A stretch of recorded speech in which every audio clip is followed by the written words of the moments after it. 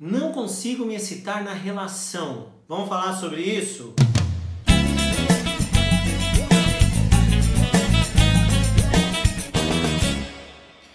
Oi gente, eu sou Evandro Palma, sou um terapeuta tântrico e sexual e estou aqui para ajudar você a melhorar o seu prazer e as suas relações.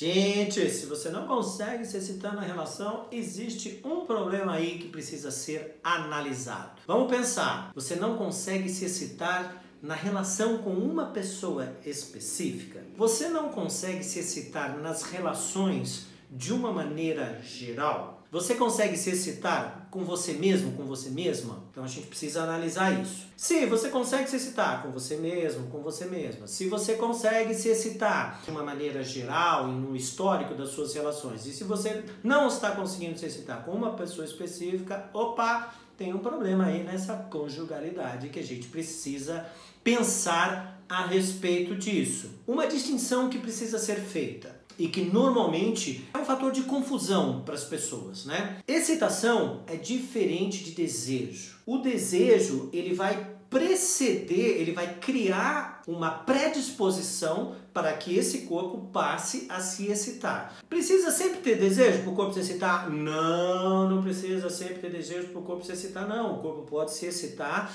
e partindo-se do princípio de uma neutralidade, em função dessa neutralidade sexual, se esse corpo começa a receber estímulos, ele processa esses estímulos e ele pode gerar a excitação a partir daí, né? Mas é bom a gente fazer essa distinção. Desejo, ele precede, e a excitação, ela é uma resposta específica, física, a estímulos que são realizados.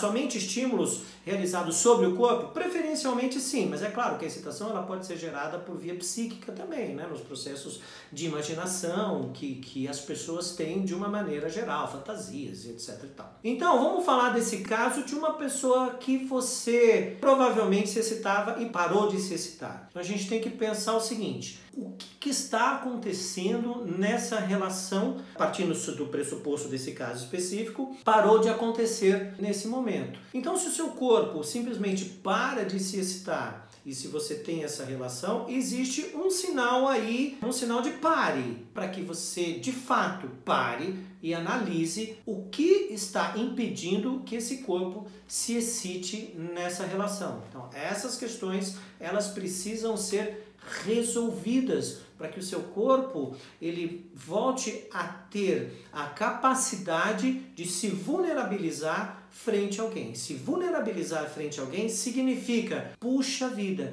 eu possuo confiança nessa relação, eu possuo confiança nessa pessoa. Por isto, se eu possuo essa confiança, eu tenho condição de fazer com que a minha necessidade de defesa e de autopreservação esteja lá embaixo. Eu não preciso lidar com isso nesse momento. Então eu posso simplesmente estar ali, plena, e posso receber os estímulos e posso alcançar prazeres muito bons para mim mesmo. Falando um pouco também de alguns fatores que dificultam esse processo de excitação. Por exemplo, a gente falou ali sobre o caso, existe algum problema na relação. Mas pode também não haver um problema na relação. Pode haver um problema específico com a pessoa. Esse problema específico com a pessoa tem a ver com aquilo que ela está vivendo durante um determinado período. E aí a gente pode pensar, está existindo estresse no trabalho? Ou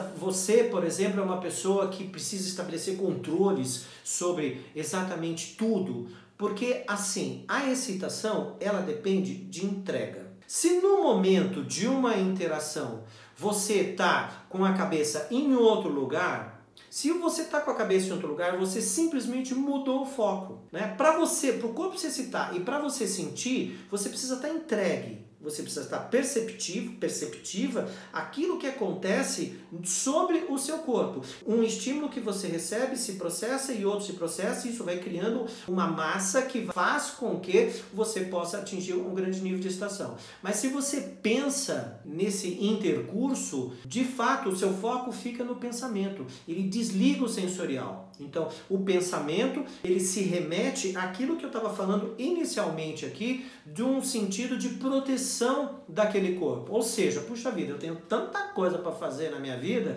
tenho tanta coisa para me preocupar, por que eu estou perdendo tempo com isso agora? Então, para tudo, porque essas coisas precisam ser resolvidas e analisadas. Se você não consegue resolver isso com você mesmo, com você mesma, então é preciso você pedir ajuda de alguém para ajudar a que isto se equilibre e as coisas fiquem, de uma certa forma, compartimentadas, né? Uma coisa são as suas tarefas, as coisas que você precisa fazer, e outra coisa também é o prazer que vai te ajudar a realizar muito melhor todas as tarefas e todas as coisas que você precisa fazer, tá bom? Então é isso, vamos ficando por aqui, espero que você tenha gostado. Me segue lá no Instagram, @evandropalma, curte aqui, se inscreve no canal, e é isso aí, até a próxima.